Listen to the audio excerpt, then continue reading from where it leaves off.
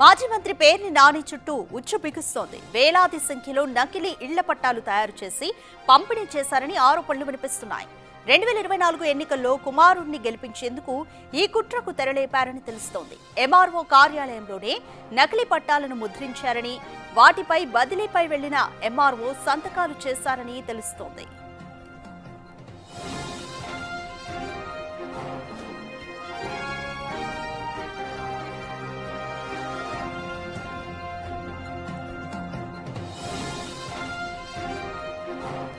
లేని సర్వే నెంబర్లతో నకిలీ పట్టాలను తయారు చేసినట్లుగా తెలుస్తోంది. రోడ్డు, చెరువు గట్లు, శ్మశాన వాటికల సర్వే నెంబర్లతో పట్టాలు రూపొందించారని, వాటిపై జగన్ ఫోటోను కూడా ముద్రించినట్లు గుర్తించినట్లుగా సమాచారం.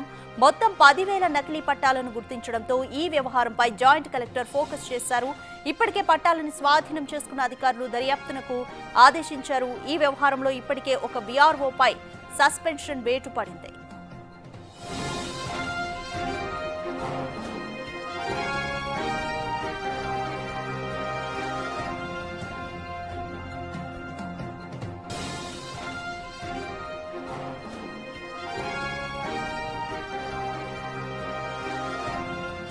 మోర్ డీటెయిల్స్ మా ప్రతినిధి శివ అందిస్తారు. శివ, పేర్ని నాని తన కుమారుణ్ణి ఎన్నికల్లో గెలిపించడం కోసం వేలాది సంఖ్యలో అంటే 10,000 వరకు కూడా నకిలీ ఇళ్ల పట్టాలను తయారు చేసి పంపిణీ చేశారన్న ఆరోపణలు వినిపిస్తున్నాయి. వీటిలో వాస్తవం ఎంత? కంప్లీట్ డీటెయిల్స్ ఏ విధంగా ఉన్నాయి?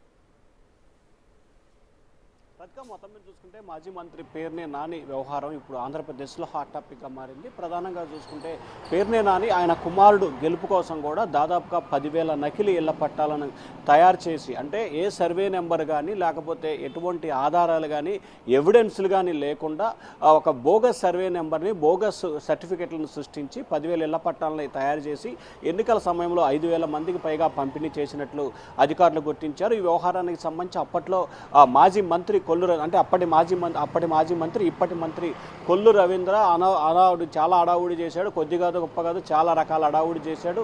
ఆ నకిలీ ఇళ్ల పట్టాలు తయారు చేస్తున్నారని చెప్పి అప్పట్లో వీఆర్ఓ కార్యాలయంలో అర్ధరాత్రి పూట వెళ్ళి తనిఖీలు చేసి ఆందోళన చేసిన పరిస్థితి. కానీ కూటమి ప్రభుత్వం అధికారంలోకి వచ్చిన తర్వాత ఆ ఊసే వెత్తట్లేదు కొల్లు రవీంద్ర.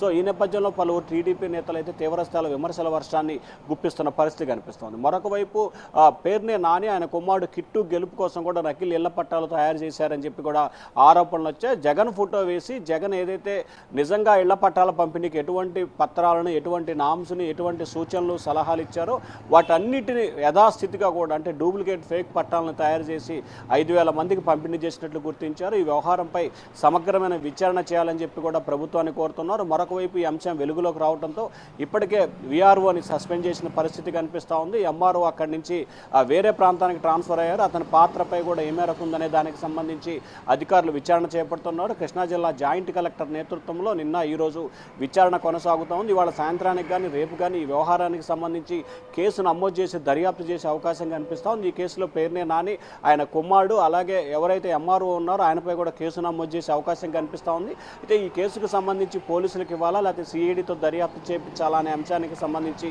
ప్రభుత్వం కూడా మరొక ఆలోచన చేస్తూ ఉంది. ఈ అంశానికి సంబంధించి ఇవాళ రేపట్లో పూర్తి స్థాయిలో నివేదిక వచ్చిన తర్వాత తదుపరి చర్యలు ఏ రకంగా తీసుకోవాలి అనే దానికి సంబంధించి కూడా ప్రభుత్వం నిర్ణయం తీసుకునే అవకాశం అయితే కనిపిస్తూ ఉంది. కానీ స్థానిక మంత్రి కొల్లు రవీంద్ర మాత్రం ఈ వ్యవహారానికి సంబంధించి కూడా చూసి చూడనట్లు వ్యవహరిస్తున్నారు. ఎందుకు నానితో ఆయన కాంప్రమైజ్ అయ్యారు, లేకపోతే ఏంటి కారణాలు ఏంటి అనే దానికి సంబంధించి కూడా కొంతమంది టీడీపీ నేతలు ఆగ్రహం వ్యక్తం చేస్తున్నారు. ఎందుకంటే నకిలీ ఇళ్ల పట్టాల వ్యవహారానికి సంబంధించి కూడా గన్నవరం మాజీ ఎమ్మెల్యే వల్లభనేని వంశీ ప్రస్తుతం విజయవాడ సబ్ జైల్లో రిమాండ్ ఖైదీగా ఉన్న నేపథ్యంలో పేర్ని నానిని ఏ రకంగా బయట ఉంచుతారు, ఎందుకు ఆయనపై కేసు నమోదు చేయలేదు, ఒకే అంశానికి సంబంధించి ఒకే జిల్లాలో జరిగిన అంశానికి సంబంధించి వేరువేరుగా ఏ రకంగా వ్యవహరిస్తారని చెప్పి ఇప్పుడు టీడీపీ నేతలే ప్రశ్నిస్తున్నారు రాధిక. రైట్ శివ, ఈ నకిలీ పట్టాలు పొందిన వారు ఎవరైనా పోలీసుల దృష్టికి తీసుకొచ్చారా?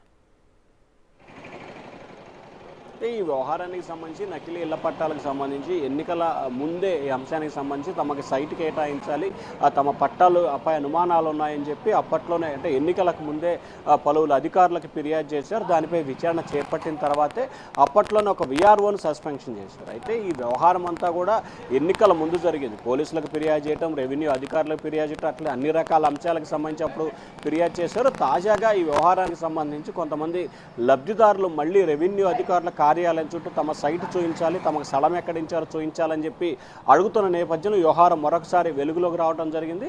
సో తెలుగుదేశం పార్టీ నేతలు కొంతమంది కూడా స్థానిక అధికారులకు ఫిర్యాదు చేసినట్లు తెలుస్తోంది. సో ఈ వ్యవహారానికి సంబంధించి కూడా ప్రభుత్వం అయితే విచారణ జరిపిస్తున్నట్టు తెలుస్తా ఉంది. Radhika. Right, thank you Shiva. మాజీ మంత్రి పేర్ని నాని తన కుమారుడి గెలుపు కోసం నకిలీ ఇళ్ల పట్టాలను పంపిణీ చేశారన్న వాదనలు వినిపిస్తున్నాయి. సుమారు 10,000 వరకు నకిలీ ఇళ్ల పట్టాలను సృష్టించారన్న వాదనలు కూడా వినిపిస్తున్నాయి. దీనిపైన అయితే ఎంక్వైరీ జరుగుతుంది.